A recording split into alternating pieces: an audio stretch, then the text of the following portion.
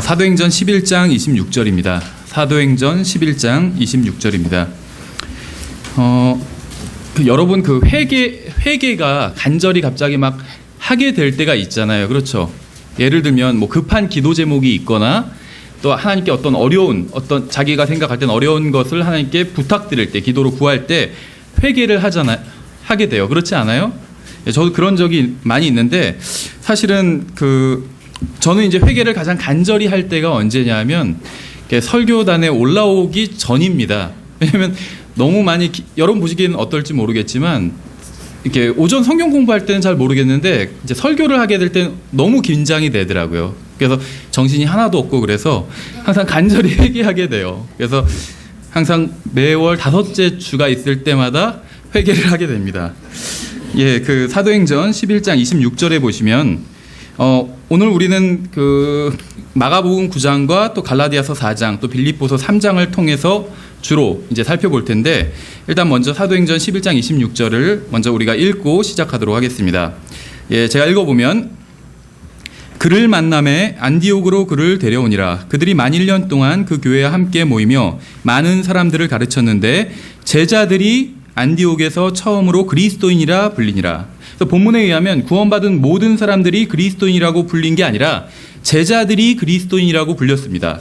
그래서 저는 오늘 이제 우리가 아까 말씀드린 대로 마가복음 9장과 갈라디아서 4장 또 빌립보서 3장을 통해서 그저 구원만 받은 사람과 또 그리스도인의 차이가 무엇인지 좀 살펴보도록 하겠습니다. 잠시 기도하고 시작하겠습니다. 은혜와 진리가 충만하신 하나님 아버지, 저희들 오늘 하나님 앞에 모여서 영과 진리로 경배드리고 또 찬양을 드리고 함께 교제를 나눌 수 있도록 인도해 주셔서 감사드립니다. 또한 주님, 하나님의 말씀을 선포할 수 있도록 특권을 허락해 주셔서 감사드립니다. 주님께서 능력과 또 지혜의 영으로 충만히 저를 채워주셔서 하나님의 말씀을 담대하고 바르게 선포할 수 있도록 인도해 주시기 원합니다. 특히 주님, 하나님의 말씀을 듣는 하나님의 백성들이 이 선포하는 하나님의 말씀을 통해서 힘과 또한 위로를 받게 하시고 또한 책망과 또 깨달음을 얻게 해주시기 원합니다. 주님, 저희들의 마음과 귀를 여셔서 저희들 하나님 말씀을 온전히 이해할 수 있도록 인도해 주시기 원합니다. 지금 선포하는 이 하나님의 말씀으로 인해서 오직 주님께서만 영광 받으시기 원합니다. 우리 주 예수 그리스도 이름으로 기도드렸습니다. 아멘. 하나님께서는 나누시는 하나님입니다. 그래서 창세기 처음부터 하나님께서 나누시는 것들이 나오죠. 빛과 어둠을 나누시고, 또 나중에 마태복음에서 하나님께서 심판하실 땐 민족들을 나누시고 또 양과 염소를 나누시는 하나님이죠. 하나님께서는 여러 가지 방법과 기준으로 사람을 나누십니다. 남자, 여자를 나누시고 구원받은 사람과 구원받지 못한 사람을 나누십니다. 또 구원받은 사람도 나누세요. 그렇죠. 영적인 사람과 육신적인 사람으로 나누십니다. 단순히 구원만 받은 사람과 또 구원받은 후에 그리스도인이 된 사람으로 또 나누십니다. 여러분은 구원만 받은 사람입니까? 아니면 그리스도인입니까? 오늘 제가 전하는 하나님의 말씀을 잘 들어보시고 자신이 단순하게 구원만 받은 사람인지 아니면 그리스도인인지 스스로 한번 판단해 보시기 바랍니다. 주의하실 것은 다른 사람을 판단하지 마세요. 저 사람 그리스도인, 저 사람 구원만 받았다, 이렇게 판단하지 마시고 자신에게 적용하시기 바랍니다. 자신에게. 그래서 아무도 몰라요. 사실 자신과 하나님이 알고 있죠. 그래서 자신에게 하나님의 말씀을 적용해 보시고 또 유익을 얻으시기 바랍니다. 먼저 마가복음 9장을 보시면, 여기에는 우리가 지금 이 그리스도인과 단순히 구원받은 사람의 차이를 볼 수 있는 어떤 영적 교훈을 얻을 수 있는 말씀이 있습니다. 마가복음 9장을 먼저 펴보시면, 물론 이제 이 마가복음 9장이 어떤 교리적으로 거듭남에 대해서 얘기한다든지 아니면 그리스도인에 대해서 말씀하시는 것은 아니에요. 그런데 우리가 성경을 해석할 때는 항상 문자적으로 해석을 해야 되죠. 그러나 이제 적용은 교리적, 역사적, 또 예언적, 또 영적으로 적용을 할 수가 있습니다. 그래서 우리가 오늘 마가복음 9장을 교리적으로 해석하는 것은 아니고 또 교리적으로 적용하는 것도 아닙니다. 다만 영적으로 좀 적용을 해보도록 하겠습니다. 그래서 마가복음 9장 25절부터 보시면, 예수님께서 사람들이 함께 달려오는 것을 보시고 그 더러운 영을 꾸짖어 그에게 이르시되, 너 말 못하고 귀먹은 영아, 내가 내게 명하노니 그에게서 나오고 다시는 그에게 들어가지 말라 하시매, 그 영이 소리를 지르며 그를 심하게 찢고 그에게서 나가니 그가 죽은 자같이 되어 많은 사람이 말하기를 그가 죽었다 하나, 이렇게 말씀하고 있어요. 예수님께서는 말씀으로 마귀를 물리치셨습니다. 예수님께서 말씀하시자 마귀는 물러가고 마귀에게 사로잡혔던 사람이 노임을 받게 된 것이죠. 이것은 우리가 구원받을 때 일어난 일을 영적으로 보여준다고 생각합니다. 그래서 우리가 이 말씀을 통해서 구원받은 사람들이 어떤 배울 수 있는 귀중한 진리를 한번 찾아보고자 합니다. 오늘 본문에 나온 사람은 마귀로부터 노임을 받았고 살아있는 사람이었지만 마치 죽은 사람과 같았습니다. 불행한 사실은 오늘날 대부분의 구원받은 사람들이 참된 생명을 소유하고 있고 또 살아있는 사람이지만 마치 죽은 사람 같아 보인다는 것입니다. 오늘날 구원받은 많은 사람들이 구원이 전부인 줄 알고 있습니다. 하늘나라 지옥의 관점으로 보자면 구원은 모든 것을 의미한다고 볼 수도 있어요. 그런데 또 다른 관점에서 보면 구원은 아무것도 의미하지 않을 수 있다는 것입니다. 구원받은 사람과 구원받지 못한 사람의 차이는 한 사람은 죽으면 하늘나라에 가고 다른 사람은 죽으면 지옥에 간다는 것입니다. 이것 외에는 아무런 차이가 없어요. 구원받은 사람도 구원받지 못한 사람과 똑같은 죄를 짓고 살아갑니다. 왜냐하면 구원받았다는 것은 죽으면 하늘나라에 간다는 것 외에는 아무것도 의미하지 않기 때문입니다. 구원은 값없이 선물로 받지만 구원받았다고 해서 자동으로 예수님의 제자가 되거나 혹은 그리스도인이 되는 것은 아니라는 것입니다. 모든 그리스도인은 구원받은 사람이지만 모든 구원받은 사람이 그리스도인은 절대로 아니라는 것입니다. 사무엘하 7장 14절에서 찾지 않으셔도 돼요. 여기에 보면 하나님께서 사람들의 막대기로 징계한다는 말씀이 있어요. 그렇죠. 구원받지 못한 사람과 구원만 받은 사람들은 다른 사람들을 징계하는 하나님의 막대기로 사용될 때가 너무나도 많이 있습니다. 우리는 어떤 사람이 자신을 괴롭게 하면 그 사람이 하나님의 어떤 인간 막대기라고 생각을 합니다. 그렇죠. 그런데 우리가 그리스도의 심판석에 가면 그것이 착각이었다는 사실을 알게 될지도 모른다는 생각을 합니다. 사실 그 사람이 막대기가 아니라 자신이 막대기였다는 사실이 드러날 수도 있다는 것이죠. 그렇죠. 그래서 어떤 사람이 자기를 아주 괴롭게 해요. 그러면 조금 영적으로 어느 정도 성장한 사람은 하나님 저 사람을 막대기로 사용하셔서 저를 징계하셔서 감사합니다. 물론 그런 경우들이 있어요. 그래서 그렇게 기도를 하는데 사실은 그것이 사실이 아닌 경우도 있다는 거예요. 하나님께서 그 기도를 딱 들으시고 아닌데 그 사람이 막대기가 아니라 네가 막대기인데 이렇게 말씀하실 때도 있다는 것이요. 그렇죠. 그래서 우리는 다른 사람의 막대기를 통해서 상처도 있지만 내 자신이 막대기가 돼서 다른 사람을 괴롭힐 때도 사실 너무나도 많다는 거예요. 그렇죠. 다른 사람 얘기하는 게 아니라 제 얘기하는 거예요. 제 얘기. 저도 과거를 돌이켜보면 내가 정말 다른 사람들한테 막대기로 그렇게 하나님께 쓰임을 받았겠구나. 하나님께 좋게 쓰임받은 것이 아니라 어떻게 보면 막대기로, 그렇죠. 다른 사람을 징계하는데 그 사람을 괴롭히기 위해서 어떻게 보면 지금도 마찬가지인 것 같아요. 과거만 그런 것이 아니라. 달라진 점이 있다면 과거에는 얇은 막대기였는데 지금은 두꺼운 막대기가 되었다는 거. 모르겠어요. 지금은 어떻게 보면 몽둥이 수준이 되었는데 어쨌든지 간에 구원받았다는 것은 죽으면 지옥에 가지 않고 하늘나라에 간다는 것입니다. 그것 외에는 아무것도 의미하지 않아요. 그렇다면 그리스도인이란 말의 의미는 무엇일까요? 그리스도인이란 말의 의미는 그리스도와 같은 사람이란 의미예요. 크라이스트 라이크, 그리스도와 같은 사람, 그리스도를 따르는 사람, 이런 의미가 있습니다. 그래서 사도행전 11장 26절에선 제자들을 보고 사람들은 그리스도인이라고 불렀어요. 구원받은 사람을 보고 그리스도인이라고 부른 게 아니라 제자들을 보고 그리스도인이라고 불렀다는 것이죠. 성경은 구원받은 사람들을 모두 그리스도인이라고 불렀다고 말씀하신 적이 없어요. 성경은 제자들을 그리스도인이라고 불렀다고 분명하게 말씀하고 있습니다. 그렇다면 누가 제자일까요? 그렇죠. 누가 제자일까요? 예수님께서는 제자가 되는 비결이 무엇인지 말씀하셨어요. 누가복음 14장에서 말씀하셨는데 찾지 않으셔도 돼요. 제가 읽어보면 누구든지 자기 십자가를 지고 나를 따라오지 아니하는 자도 능히 내 제자가 되지 못하리라, 이렇게 말씀하셨어요.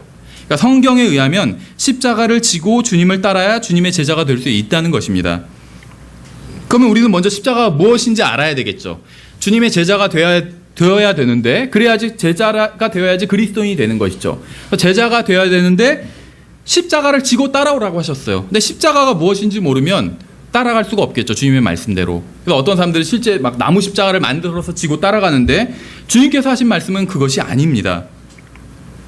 그럼 십자가가 무엇이냐? 십자가는 고난의 형태로 나타나지만 모든 고난이 십자가는 아니에요. 왜냐하면 구원받지 않은 사람들도 고난을 당하는 사람들이 있잖아요. 그럼 그 사람들이 십자가를 지고 있는 것은 아니죠. 문학적으로 그렇게 표현할 수는 있겠지만 성경적으로 그렇지는 않다는 것입니다. 그래서 십자가는 고난의 형태로 나타나긴 하지만 모든 고난이 십자가는 절대로 아니라는 것입니다. 성경에서 말씀하시는 십자가란 무엇이냐면 의식적으로 손해를 감수하고 주님을 위해서, 하나님을 위해서 선택하는 것, 이것이 십자가입니다. 어떤 선택을 하면 손해가 나고 고통을 당하게 될 게 뻔한데 하나님을 위해서, 하나님의 뜻이기 때문에 하나님을 기쁘시게 하기 위해서, 그리고 또 다른 사람들을 위해서 그것을 선택하시는 것이 바로 십자가를 진 것이라는 것이죠. 선택하지 않아도 되지만 하나님을 위해 손해를 감수하고 선택하는 것이 바로 십자가라는 것입니다. 예수 그리스도께서는 우리를 위해서 고난을 당하지 않으셔도 아무런 문제가 없어요. 예수님께서 의무감 때문에 십자가를 지신 것이 절대로 아니라는 것입니다. 그럼 예수님께서는 왜 십자가를 지셨냐?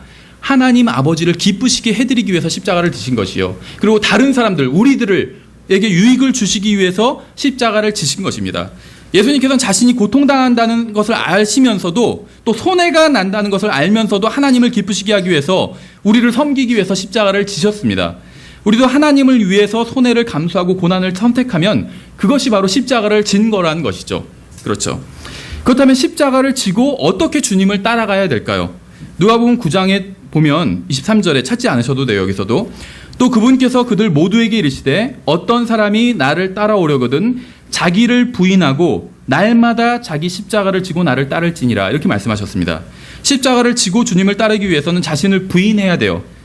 우리는 고통을 싫어하는데, 우리의 육신은 고통을 싫어하죠. 근데 주님을 위해서 그 고통을 선택하는 것이 십자가이기 때문이에요. 그래서 자신을 부인해야지 십자가를 질 수 있어요. 부인하지 않으면 십자가를 도저히 질 수가 없어요. 그건 고통, 주님을 위해서 의식적으로 선택하는 고난이기 때문에. 그렇죠. 따라서 십자가를 지기 위해서는 반드시 자기 부인이 필요합니다. 또 성경은 자기 십자가를 지라고 말씀하고 있어요. 사람마다 십자가가 다 다르기 때문입니다. 하나님을 위해 의식적으로 고난을 선택하는 게 십자가라는 공통적인 특징이 있지만 삶에서 나타나는 모습은 다 다르다는 것이죠. 그래서 성경은 자기 십자가를 지고 주님을 따르라고 말씀하고 있어요. 또 성경은 날마다 십자가를 지고 주님을 따르라고 말씀하고 있습니다. 십자가를 지고 주님을 따라야 주님의 제자입니다. 어제 십자가를 졌어도 오늘 십자가를 지지 않으면 오늘 주님의 제자가 아닌 것이에요. 그렇죠. 다시 돌아와서 우리가 오늘날 구원받은 많은 사람들이 간과하고 있는 게 무엇인지 아세요? 구원받으면 그것으로 끝이라고 생각하는 것입니다. 구원받은 것으로 충분하다고 생각한다는 것이요. 그러나 그것은 큰 착각에 지나지 않습니다. 하나님의 목적은 단지 우리를 구원하는 데 있지 않아요. 하나님의 목적과 계획은 그것보다 훨씬 더 크고 위대한 데 있습니다. 만일 하나님께서 여러분을 구원해 주시고 하늘나라로 데려가신다면 여러분들은 하늘나라에 가게 될 것이요. 그렇죠.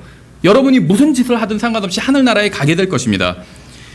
왜냐하면 하나님께서 하시는 일은 언제나 이루어지기 때문에 그렇죠. 그런데 하나님께서 여러분을 구원하신 목적은 여러분을 하늘나라로 데려가기 위함이 절대로 아닙니다. 오늘 저는 그 목적이 무엇인지 여러분에게 알려드리겠습니다. 다시 마가복음 9장으로 돌아와서 보시면 26절에 그가 죽은 자같이 되어 많은 사람이 말하기를 그가 죽었다 하나, 이렇게 얘기하고 있어요. 예수님께서 마귀를 쫓아내어 주셔서 이제 제대로 살 수 있는 사람이 되었는데 이 사람이 죽은 사람처럼 된 것이요. 다른 사람들이 보기에. 그렇죠. 이 사람들은 마귀 들렸다가 노임을 받았습니다. 주 예수 그리스도께서는 이 사람을 구속하셨고 또 구출해 주셨습니다. 마귀가 다시 이 사람을 소유할 수는 없어요. 이 사람은 완전히 자유롭게 된 사람입니다. 그런데 이 사람은 죽은 사람처럼 되었습니다. 물론 이 사람은 죽지 않았어요. 그렇죠. 근데 사람들이 보기에 죽은 사람처럼 되었다는 것입니다. 더 이상 마귀의 소유물도 아니에요. 다만 이 사람은 죽은 사람처럼 되었다는 것이요. 사람들이 자세히 살펴보니까 죽은 사람처럼 되었다는 것입니다. 소위 교회에 다니고 구원받았다고 하는 사람들을 보면 대부분의 경우 구원받지 않은 사람과 전혀 차이가 없이 살아갑니다. 영적으로 살아났지만 영적으로 죽은 사람과 전혀 차이가 없이 살아간다는 것이요. 대부분의 구원받은 사람들이, 구원받은 사람이라면 예수님을 만난 적이 있는 사람이죠. 마귀로부터 노임을 받은 사람입니다. 그렇죠. 마귀의 자식이었다가 하나님의 자녀가 된 사람이에요. 구원받은 사람은. 그런데 영원한 생명을 받았고 참된 생명을 받았지만 그 생명이 전혀 드러나지 않게 살아가고 있다는 것이죠. 그래서 사람들에게 살아있는 모습을 전혀 보여주지 못하고 있는 것이에요. 구원만 받은 사람은. 구원받은 대부분의 사람들이 구원받았지만 전혀 변하지 못했습니다. 구원만 받았지 전혀 변하지 못했다는 것이에요. 구원받기 전과 같은 장소에 가고 같은 방식으로 얘기하고 같은 옷을 입고 같은 사람들과 어울리고 같은 음악을 듣고 같은 죄를 짓고 같은 방식으로 살고 같은 신을 섬기며 살고 있어요. 전에 섬기던 그 신을, 구원받았는데도 불구하고. 그래서 분명히 구원받긴 했지만 죽은 자처럼 보이고 사람들은 그에게서 생명의 흔적을 전혀 찾아볼 수 없게 된 것이요. 오늘 누가복음 9장에 나온 이 사람처럼. 문제는 오늘날 구원받은 사람들의 대다수가 그리스도인이 아니라는 것입니다. 구원은 받았지만 그리스도인이 아니라는 것이에요. 대부분의 구원받은 사람들은 그리스도처럼 살지 않기 때문에 그런 것이죠. 구원받은 대부분의 사람들은 하늘나라에 가는 것을 기다리면서 살고 있습니다. 그저 기다리기만 할 뿐 구원받은 이후부터 하늘나라에 갈 때까지 아무것도 하지 않습니다. 많은 사람들이 어떻게 하면 그리스도인으로서 살 수 있는지조차 모르고 있어요.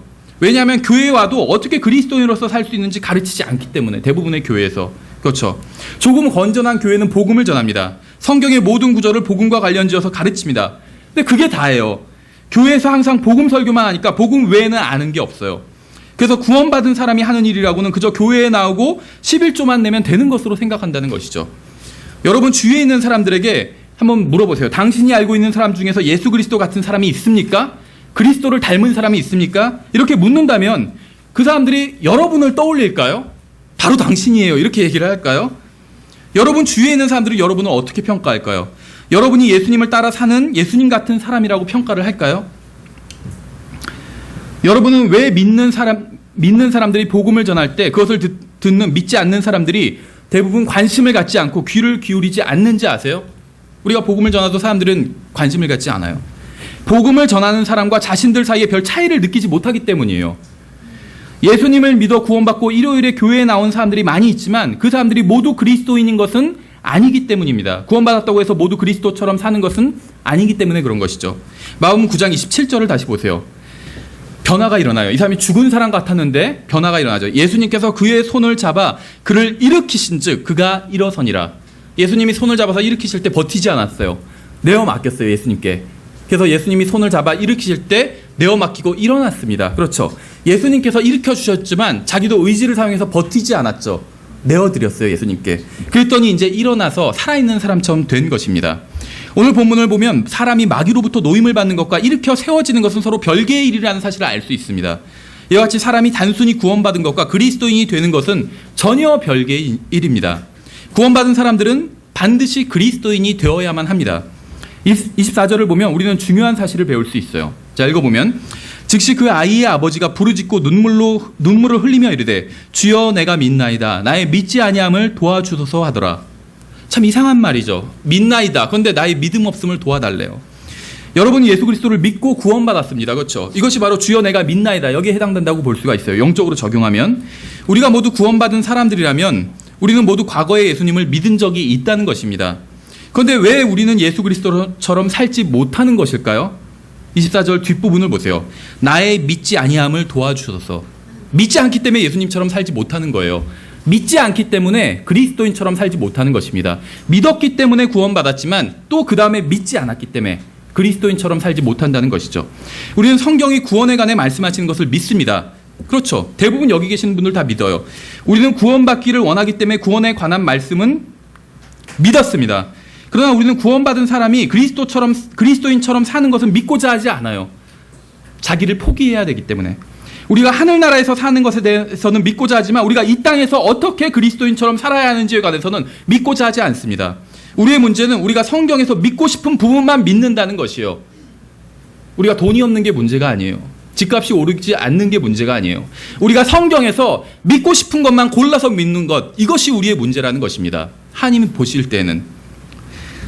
갈라디아서 이제 4장을 보겠습니다. 갈라디아서 4장을 펴보세요. 제가 읽은 대부분의 주석서들을 보면 갈라디아서가 행위로 구원받으려고 하는 사람들을 바로잡기 위해서 기록되었다 이렇게 주장을 합니다. 그러나 이것은 갈라디아서의 주제가 절대로 아니에요. 갈라디아서는 구원받고 거듭난 사람들에게 보낸 편지입니다. 그렇죠. 그래서 행위로 구원받으려고 하는 사람들이 아니에요. 이 사람들은 이미 구원받은 사람이에요. 그렇죠. 이 사람들은 율법을 지키거나 선행을 통해서 구원을 받을 수 없고 오직 예수 그리스도를 믿어야 구원받는 사실을 알고 예수님을 믿고 구원받았습니다. 그렇죠. 갈라디아서의 대상이 되는 그 갈라디아 교회는 이미 구원받은 사람이란 것이죠. 그런데 문제는 구원받고 나서 하나님을 기쁘시게 하기 위해서 율법을 지키고 어떤 특정한 행위를 해야 된다고 생각한다는 점입니다. 이것이 갈라디아 교회가 빠졌던 오류였던 것이에요. 갈라디아서는 그들의 오류를 바로잡기 위해서 기록되었죠. 갈라디아서가 말씀하고 있는 것은 구원받기 위해서는 예수 그리스도를 믿는 방법밖에 없는 것처럼 그리스도와 같은 사람, 즉 그리스도인이 되기 위해서도 역시 예수 그리스도를 믿는 방법밖에 없다는 것을 가르치고 있어요. 교회에서 오직 복음 설교만 하는 목사님들이 있어요. 그렇죠? 그래서 그 교회에 다니는 사람들은 어떻게 하면 구원받는지 알고 모두 구원받았지만 어떻게 주님을 위해 살아야 하는지는 모르고 있다는 것이죠. 어떻게 주님을 위해서 살아야 할지 모른다면 절대 그리스도인이 될 수가 없습니다. 또 어떤 교회에서는 율법주의적인 설교만 해요. 무엇을 하고 무엇은 하지 말고 이런 설교만 합니다. 그런 설교만 들은 사람들도 어떻게 그리스도인으로 살아야 하는지 모르기는 마찬가지입니다. 갈라디아서 4장에 펴보셨죠? 19절에 보시면 나의 어린 자녀들아 너희 속에 그리스도께서 형성되실 때까지 내가 다시 너희를 위해 해산하는 수고를 겪노라 이렇게 말씀하고 있어요. I travail in birth again until Christ be formed in you 이렇게 말씀하고 있어요. 그렇죠. 다시 해산하는 수고를 하고 있다는 것이에요. 사도 바울이. 바울은 갈라디아서의 수신자들을 어린 자녀들이라고 부르고 있어요. 어린 자녀들. 이미 출생한 사람이에요. 지금 영적인 면에서 어리다는 것이거든요. 왜냐하면 그리스도인이 되기 위해서 구원받을 때 예수님을 믿고 구원받은 것처럼 그리스도인이 되기 위해서도 예수님을 믿어야 그리스도인이 될 수가 있어요. 그런데 행위를 통해서 그리스도인이 되고 하나님을 기쁘시게 해드리려고 하니까 아직 영적으로 어린 것입니다. 그럼 영적으로 어리다는 것은 무슨 의미, 여러 가지 의미가 있겠지만 구원은 받았다는 것이에요. 그렇죠. 그래서 갈라디아서의 수신 대상은 구원 받은 사람입니다. 거듭난 사람이에요. 이미 출생, 영적 출생을 한 사람입니다. 그렇죠. 그런데 다시 해산하는 수고를 하고 있대요. 사도 바울이. 그렇죠. 그래서 오늘 이 우리 메시지의 제목을 셋째 출생이라고 잡은 이유가 그것이에요. 첫째 출생, 구원받지 않은 사람들이죠. 둘째 출생을 한 사람들, 구원받은 사람들입니다. 그런데 또다시 출생은 아니지만 출생 같은 것을 해야 돼요. 전 세 번째 출생이라는 것이 있다고 말씀드리지 않았습니다. 출생 같은 비슷한 것을 해야 돼요. 그렇죠. 이 사람들 거듭났고 구원받아 하나님의 자녀가 된 사람들입니다. 그런데 바울은 이들을 위해서 다시 해산하는 수고를 겪어야만 했습니다. 분명히 구원받았고 다시 태어난 사람들이지만 해산의 수고를 겪을 만큼 무엇인가 새로운 출발이 필요했다는 것이에요. 우리가 구원받을 때 엄청난 일이 일어났어요. 그렇죠. 죽어있던 영이 살아났기 때문입니다. 죽어있던 영이 다시 태어난다는 것은 우리 안에서 엄청나게 큰 변혁이 일어난 것이요. 내가 느끼건 느끼지 못하건 간에. 성경은 이것을 그래서 둘째 출생이라고 말씀하고 있어요. 누군가가 태어났다 태어나지 않았다 이건 엄청난 일이죠. 마찬가지로 다시 태어난 것, 거듭난 것도 엄청난 일이에요. 그래서 둘째 출생이라고 부르고 있는 것이에요. 그렇죠. 우리가 어머니의 태를 통해 육신적으로 태어난 것이 첫째 출생이고 죽었던 영이 다시 태어난 것이 바로 둘째 출생입니다. 그런데 사도 바울은 이미 거듭나서 둘째 출생을 경험한 사람들을 위해 자신이 다시 해산하는 수고를 겪고 있다고 말하고 있어요. 무엇인가 둘째 출생, 첫째 출생만큼이나 엄청난 일을 위해서 지금 수고를 하고 있다는 것이에요. 사도 바울이. 이걸 뭐 둘째 은혜라고 부르든 셋째 출생이라고 부르든 아니면 이단적인 가르침이라고 부르든 상관없어요. 분명한 사실은 성령님께서는 사도 바울을 통해 구원받고 둘째 출생을 경험한 사람들을 다시 해산해야 하는 것과 같은 수고를 할 필요가 있다고 말씀하셨다는 것입니다. 분명히 둘째 출생을 했는데 다시 해산을 한 번 더 해야 된다는 것이에요. 이것은 구원받기 위한 출생이 아니에요. 둘째 출생이 아니죠. 저는 지금 교리적으로 셋째 출생이라는 것이 있다고 가르치는 것이 아닙니다. 어디 가서 제가 그런 거 가르쳤다고 얘기하지 마세요. 저는 그런 적이 없어요. 다 녹화도 돼 있어요. 그렇죠. 증거가 있어요. 저는 한 번 거듭난 사람이 다시 거듭나야 한다고 가르치는 것이 절대로 아닙니다. 그런데 거듭난 사람은 다시 태어날 필요가 없어요. 그렇죠. 그러나 다시 태어나는 것과 같은 엄청난 일을 겪어야만 합니다. 반드시. 이것은 그리스도께서 형성되실 때까지 하는 해산의 수고입니다. 그리스도께서 우리 안에 계신 것과 우리 안에서 형성되는 것은 전혀 별개의 일이에요. 그리스도께서 우리의 삶을 완전히 주관하실 때까지 하는 해산의 수고입니다. 이것이. 그리스도께서 우리 안에서 형성되어야 우리는 그리스도와 같은 사람, 그리스도인이 될 수가 있어요. 그렇죠. 그리스도께서 우리 안에 형성되신다고 해서 우리가 그리스도는 아니죠. 그러나 그리스도와 같은 사람은 될 수 있어요. 그렇죠. 우리가 그리스도인이 되기 위해서는 성령께서 우리 안에서 다시 해산하는 수고를 하셔야만 합니다. 죽었던 영이 살아나는 둘째 출생이 엄청난 일인 것처럼 나를 주관하는 주체가 바뀌는 일도 엄청난 일입니다. 그리스도께서 내 안에서 완전히 형성되시면 나를 주관하는 주체가 완전히 바뀌는 것이요. 이것은 한마디로 내 안에서 정권 교체가 일어난 것이요. 우리나라, 미국이나 지금 정권 교체가 초미의 관심사잖아요. 그렇죠. 지킬 것이냐 뺏길 것이냐 이걸 두고 거듭나는 것만큼이나 엄청난 일이에요. 이것은. 그래서 성경은 이것을 해산하는 수고라고 말씀하고 있어요. 태어나는 것만큼이나 엄청난 일을 한 것입니다. 정권이 바뀌는 것은 엄청난 일이죠. 그렇죠. 내 안에서 나를 주관하던 것은 내 자아였어요. 그렇죠. 문제는 무엇이냐면 거듭나기 전에도 내 자아였는데 거듭나고 난 이후에도 내 자아라는 것이요. 그것이 문제예요. 그것이 그리스도인의 문제예요. 지금 다른 엄청난 누가 날 괴롭히는 것, 그다음에 집이 안 팔리는 것, 그렇죠. 월급이 안 오르는 것, 이게 그리스도인의 문제가 아니에요. 그리스도인, 이게 구원받은 사람의 문제가 아니에요. 구원받은 사람의 문제는 무엇이냐면 거듭나기 전에도 나를 통치하던 것이 나였는데 거듭난 이후에도 나를 통치하는 것이 나라는 것이에요. 여전히 문제인 것이요. 그렇죠. 그런데 그 주권을 성령님께 내어드리는 것, 이것이 바로 내 안에서 일어나는 정권 교체인 것이에요. 하나님께서는 평화적인 정권 교체를 원하십니다. 강압적으로 내 안에 있는 왕자를 차지하실 수도 있어요. 근데 하나님께서, 성령님께서 젠틀한 분이시기 때문에 결코 그렇게 하지 않으세요. 우리가 평화적으로 주님께 왕자를 내어드리기를 원하세요, 하나님께서. 따라서 우리가 왕자를 주님께 내어드리고 다시 왕자에 우리가 앉으면 그럴 때가 있죠. 주님께 내어드렸다가도 다시 그 왕자를 찬탈할 때가 있어요. 그럼 그것은 뭐냐면 구테타를 일으킨 것이에요. 구테타를. 모르겠어요. 뭐 그 성공한 구테타는 뭐 괜찮다 이런 말도 있는데, 우리나라 형법에서도 구테타는 내란죄에 해당돼요. 사형당해요, 사형. 그렇죠. 하나님의 말씀에도 마찬가지예요. 구테타를 일으키면 안 돼요. 근데 우리는 너무나도 자주 일으키고 있죠. 여러분이 구원받고 거듭났으면 여러분의 안에는 예수 그리스도께서 살고 계십니다. 여러분의 안에 여러분만 있는 것이 아니라 예수 그리스도께서 살아 계세요. 그 안에. 여러분 안에 계신 예수 그리스도께서는 여러분의 삶을 통치하고 주관하기를 원하세요. 왜냐하면 그것이 여러분에게 가장 유익하기 때문에. 주님께서는 여러분의 다리와 발을 주관하기를 원하십니다.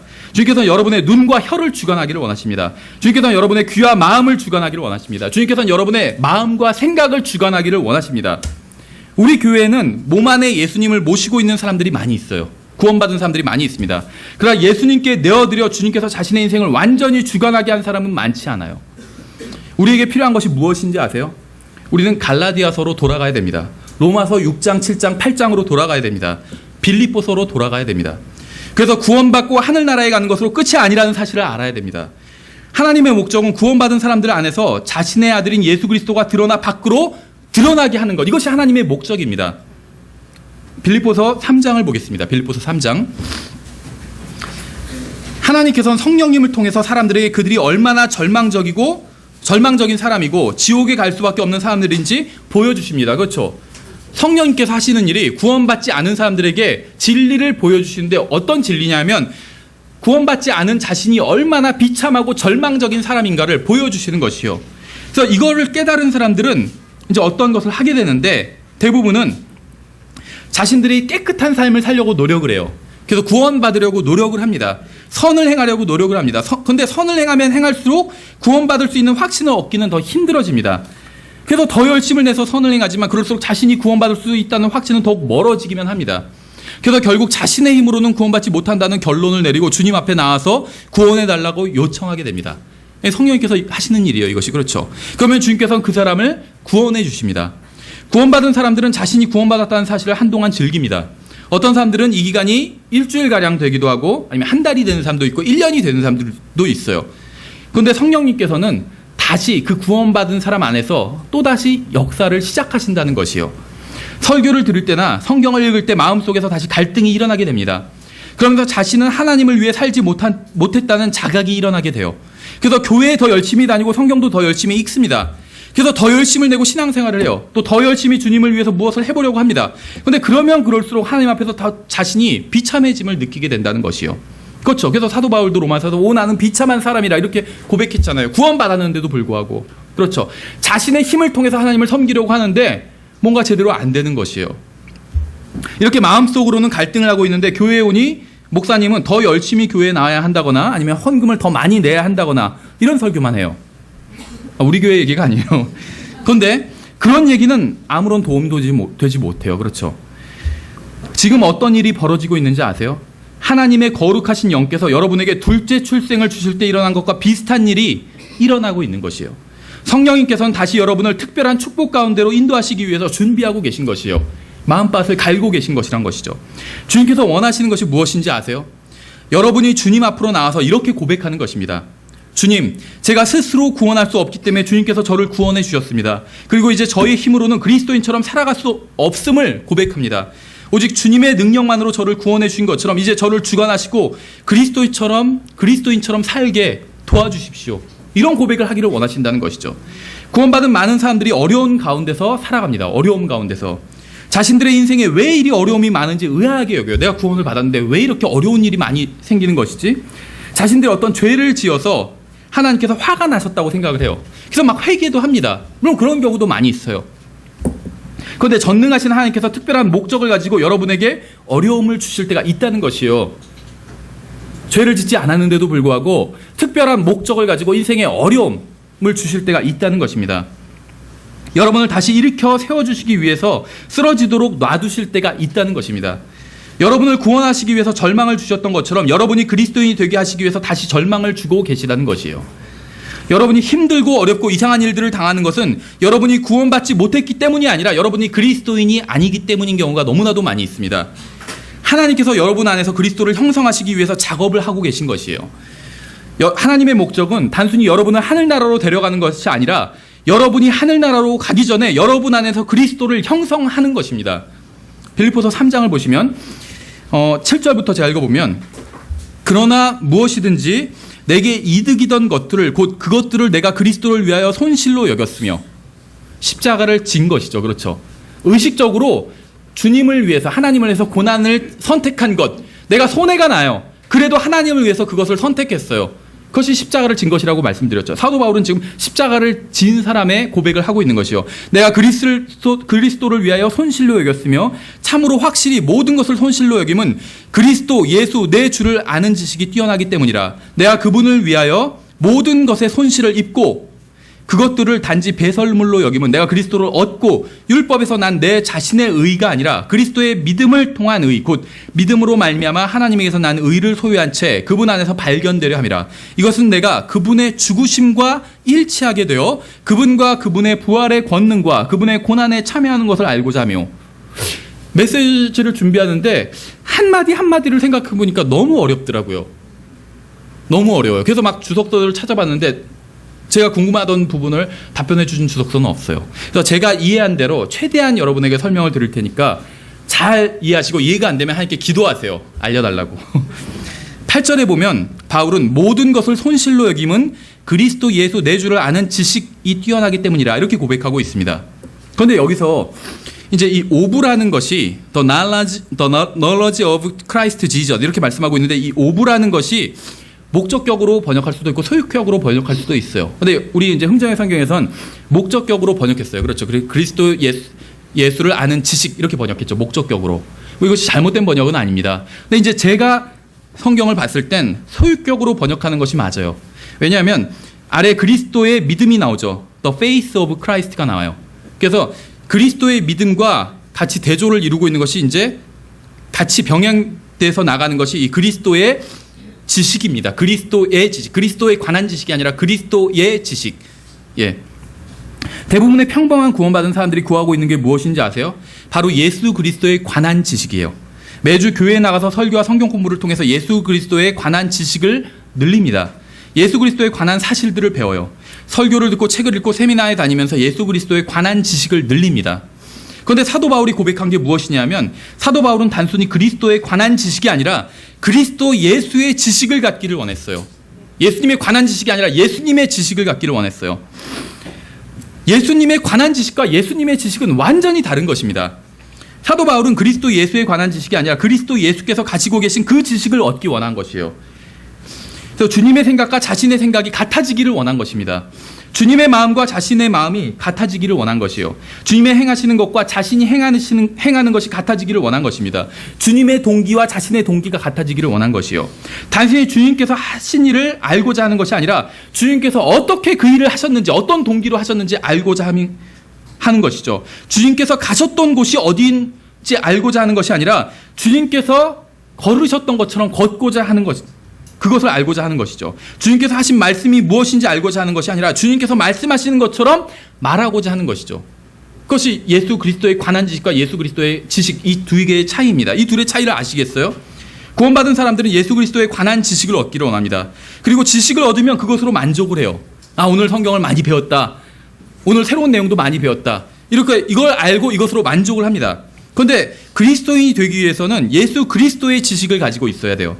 그리스도인이 될 수 있는 방법은 단 한 가지밖에 없습니다. 성경은 히브리서 5장 8절에서 그분께서 아들이실지라도 친히 고난받으신 일들로 말미암아 순종하기를 배우사 이렇게 말씀하고 있어요. 예수 그리스도께서는 전능하신 하나님입니다. 그런데 그분께서는 고난받으신 일들을 통해 순종을 배우셨어요. 하늘에 앉아 계신 전능하신 하나님께서는 인간이 죽을 수밖에 없는 존재라는 사실을 아셨습니다. 죽음이 무엇인지 아셨어요. 죽음에 관해 알고 계셨던 것이죠. 죽음에 관해서 알고 계셨던 것이에요. 그런데 이제는 죽음의 느낌이 무엇인지 알게 되신 것이에요. 인간의 몸을 입고 이 세상에 오신 이후에는 주님께서는 죽음의 고통을 아실 때 이것을 배우신 것이죠.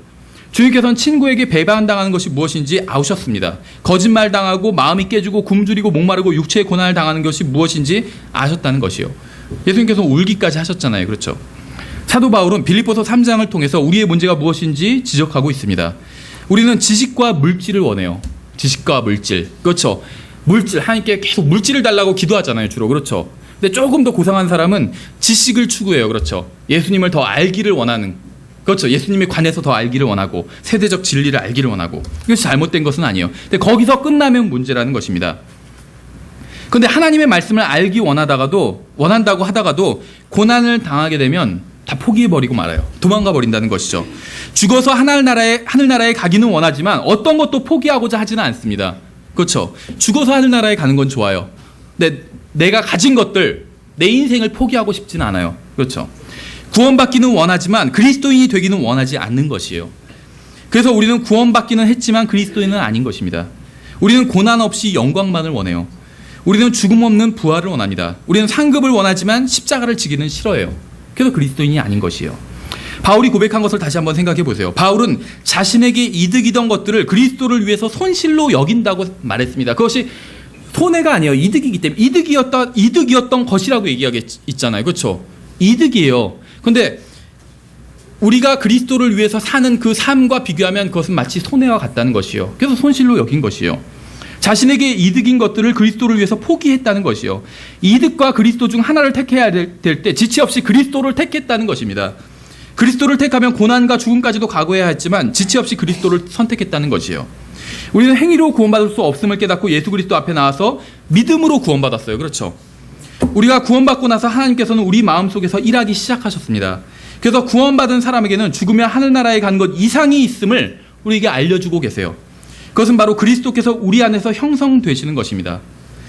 우리가 행위로 구원받을 수 없었던 것처럼 이것도 행위로 이루어질 수 있는 일이 아니에요. 구원도 행위로 못 받고 우리 안에서 그리스도께서 형성되시는 일도 행위로 불가능한 일이라는 것입니다.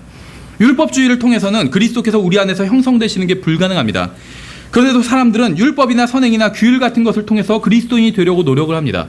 그래서 성령님께서는 그런 생각을 가진 사람들을 깨우쳐 주시기 위해서 바울을 통해서 빌립보서를 기록하신 것이죠. 9절에 보면 율법에서 난 내 자신의 의가 아니라 그리스도의 믿음을 통한 의, 곧 믿음으로 말미암아 하나님에게서 난 의를 소유한 채 그분 안에서 발견되려 함이라, 이렇게 말씀하고 있어요. 우리는 구원받기 전에 행위로 구원받으려는 헛된 생각을 한 적이 있어요. 그렇죠? 지금도 그런 생각 하시는 분이 있을 거예요. 그래도 선행을 통해서 구원받을 수 있지 않을까? 불가능해요. 하나님의 말씀에 의하면.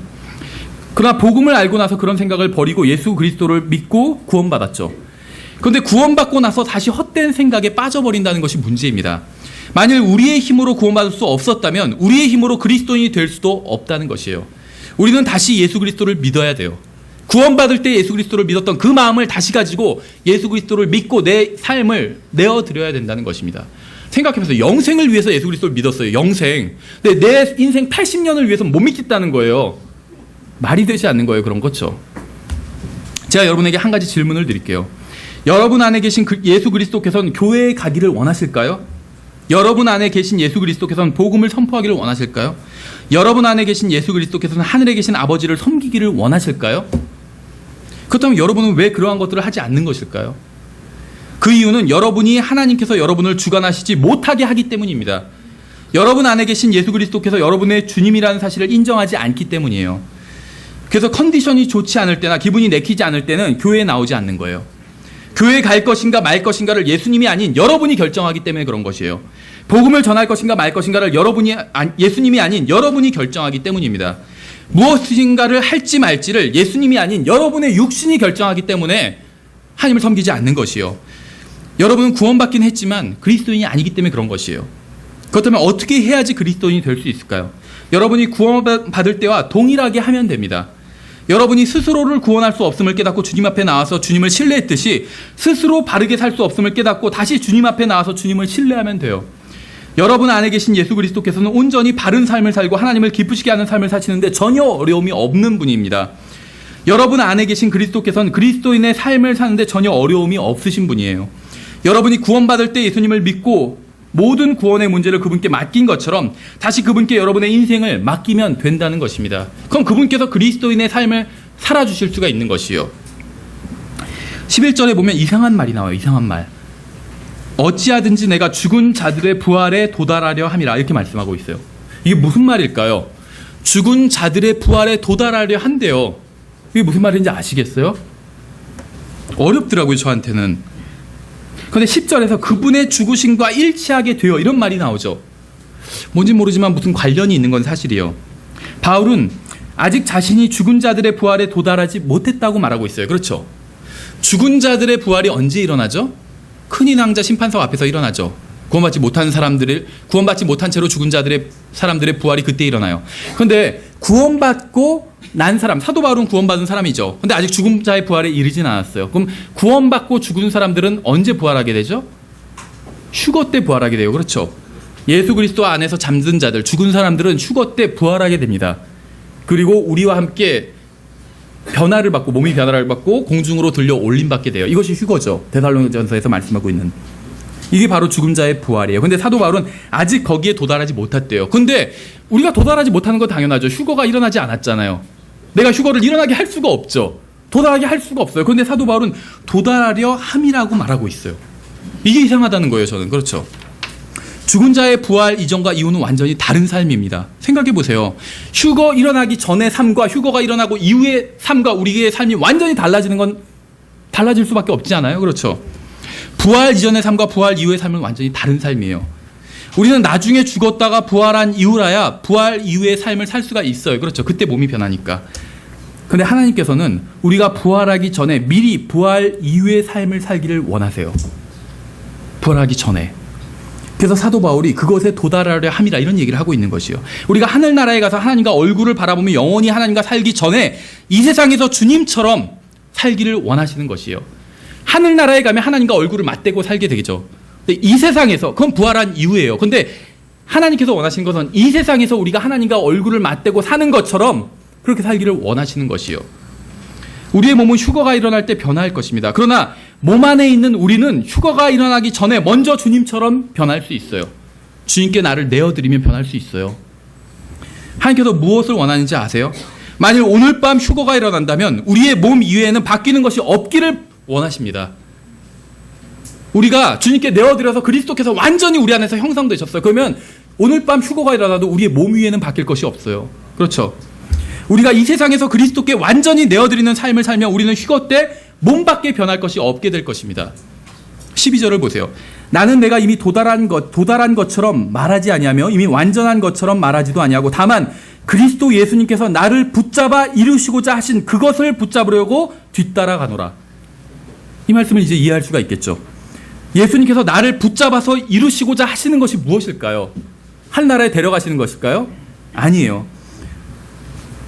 우리는 지금 이 그것이라고 여기서 말씀하고 있는데 이 그것에 대해서 말하고 있는 것이요. 13절에 보시면 형제들아 나는 내가 이미 붙잡은 줄로 여기지 아니하고 다만 한 가지 일을 행하나니 그 뒤에 있는 그것들을 잊어버리고 과거의 일들을 다 잊어버리겠다는 거예요.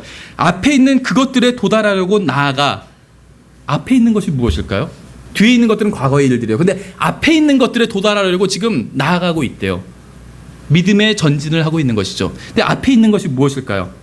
14절에 나와 있어요. 그리스도 예수님 안에서 하나님의 높은 부르심의 상을 받으려고 표대를 향해 밀고 나아가노라. 하나님의 높은 부르심, 이것이 앞에 있는 것이에요. 이것이 바로 그것이에요. 그것을 붙잡으려고 나가는데 하나님의 높은 부르심이에요. 근데 하나님의 높은 부르심은 상급과 관련이 있어요. 왜 그런지 아세요? 그리스도께서 하신 것만이 상을 받을 수 있기 때문이에요. 그리스도께서 내 몸을 통해서 하신 것만이 상을 받을 수가 있어요. 왜냐하면 그것만이 순수한 것이기 때문에. 그렇죠. 우리가 아무리 깨끗한 마음을 가지고 있다고 해도 하나님 앞에서는 그것은 더러운 것에 지나지 않아요. 가장 최선의 상태에 있는 사람도 깨끗하지 못하다고 했어요. 하나님 앞에서는 더러운 걸레와 같다고 했어요. 그렇죠.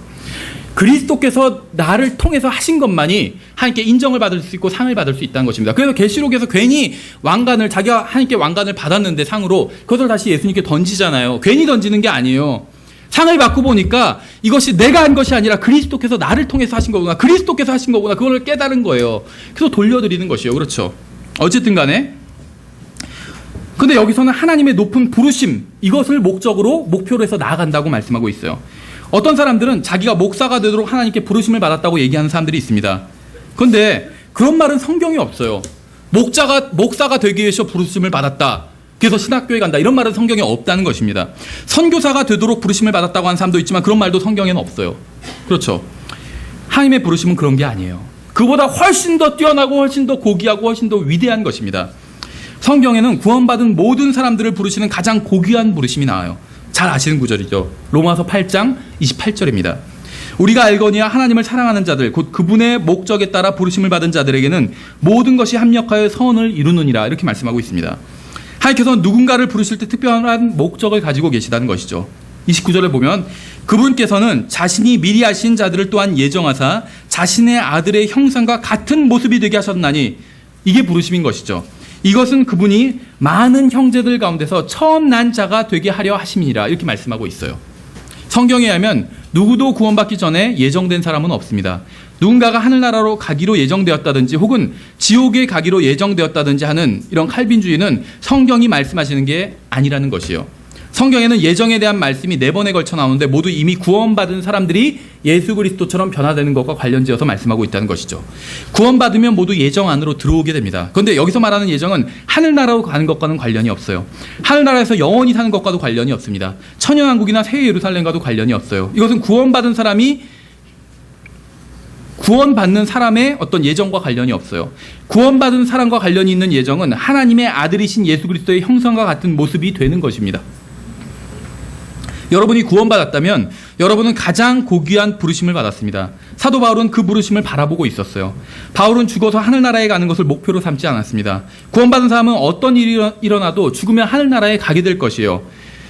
구원받은 사람의 목적은 새 예루살렘에 가는 것도 아니에요. 구원받은 사람은 이 세상에서 무슨 일을 당하든지 상관없이 새 예루살렘에서 살 것이기 때문입니다. 구원받은 사람의 목적은 예수 그리스도처럼 되는 것이요. 이 세상에서. 이것이 바로 성경이 말씀하시는 예정입니다. 물론 이제 이 세상에서 못 되면 휴거될 때 되겠죠. 빌립보서 3장은 우리가 이 세상에서 무엇을 추구해야 하는지 말씀하고 있습니다. 우리가 무엇을 목표로 하고 무엇을 향해 달려야 하는지 말씀하고 있어요.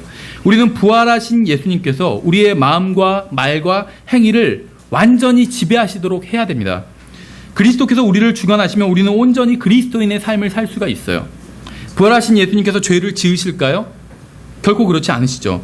따라서 부활하신 예수님께서 우리를 주관하시면 우리도 죄를 짓지 않고 살 수가 있다는 것입니다.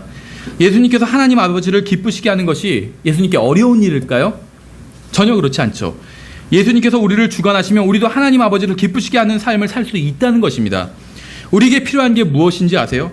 우리 안에 계신 예수님께서 우리를 주관하시도록 우리가 내어드리는 것입니다. 13절에 다만 이 한 가지 일을 행하나니 빌립보서 3장 13절에 그 뒤에 있는 그것들을 잊어버리고 이렇게 말씀하고 있어요. 너무나도 중요한 말씀이에요.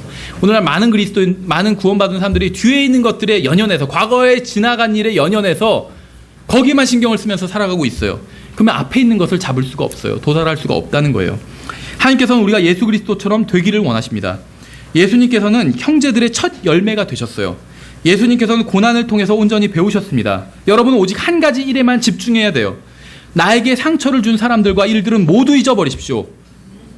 그런 일들과 사람들은 모두 하나님께서 우리를 예수 그리스도처럼 만드시기 위해서 허락하신 일이고 허락하신 사람일 뿐입니다. 나를 배반한 사람들은 모두 잊어버리세요. 하나님께서 나를 예수 그리스도처럼 만드시기 위해서 허락하신 도구일 뿐이에요. 나에게 악하게 대한 모든 사람은 잊어버리십시오. 밤에 눈물로 베개를 적시게 한 그 일과 그 사람 모두 다 잊어버리십시오. 하나님께서 모두 나를 위해서 허락하신 일이에요. 하나님께서는 우리가 고난을 통해서 순종을 배우신 예수 그리스도처럼 되게 하시기 위해서 이 모든 일들을 허락하신 것입니다. 따라서 그러한 모든 것은 잊어버리고 한 가지에만 집중해야 된다는 것이에요. 과거에 있었던 일은 모두 잊어버리십시오. 그것들은 모두 우리가 예수 그리스도를 배우게 하기 위해서 하나님께서 허락하신 일이에요. 우리가 구원받은 후에 겪은 모든 일과 모든 사람은 우리를 그리스도처럼 만드시려는 목적을 위해서 하나님께서 허락하신 일들에 지나지 않는다는 것입니다. 우리가 자신을 신뢰하지 않고 하나님을 신뢰하고 하나님께 주권을 내어드리게 하기 위해서 하나님께서 특별한 목적을 가지고 어려운 일들과 어려운 사람들과 까다로운 사람들을 보내주셨다는 것이에요. 과거의 일들은 모두 잊어버리고 앞에 있는 것에 도달해야 됩니다. 과거에 우리의 인생에서 일어난 일들은 잊어버리고 하나님께서 우리 안에서 이루실 일에 전념해야 됩니다. 하나님께서 지금 이 순간 원하시는 게 무엇인지 아세요? 우리가 그리스도인이 되는 것입니다. 만일 우리가 그리스도처럼 된다면 우리는 하나님께서 기뻐하시는 일들을 온전히 행하게 될 것이기 때문에 그렇습니다. 그러나 여러분이 그리스도인이 되지 않은 채 하나님을 위해 무엇을 하려고 했다가는 실패만 하고 낙담만 하게 될 것입니다. 성경을 배우고 알고 가르치는 사람들이 왜 죄를 짓는지 아세요? 성경을 안다고 하는 사람들이 왜 가정을 망치고 교회를 망치고 자신들의 강증을 망치는 일을 하는지 아세요? 제가 그 이유를 알려드릴게요. 그들은 구원받았고 성경을 알지만 그리스도와 같지는 않기 때문입니다. 구원받은 사람들도 교회를 망쳐요. 그러나 그리스도인은 교회를 망치지 않아요. 구원받은 사람들도 가정을 망칩니다. 그러나 그리스도인은 가정을 망치지 않습니다. 구원받은 사람들도 주님을 슬프게 하는 일을 합니다. 그러나 그리스도인은 그렇지 않아요. 그리스도와 같은 사람은 절대 그런 일을 하지 않는다는 것이요. 예수 그리스도께서 완전히 그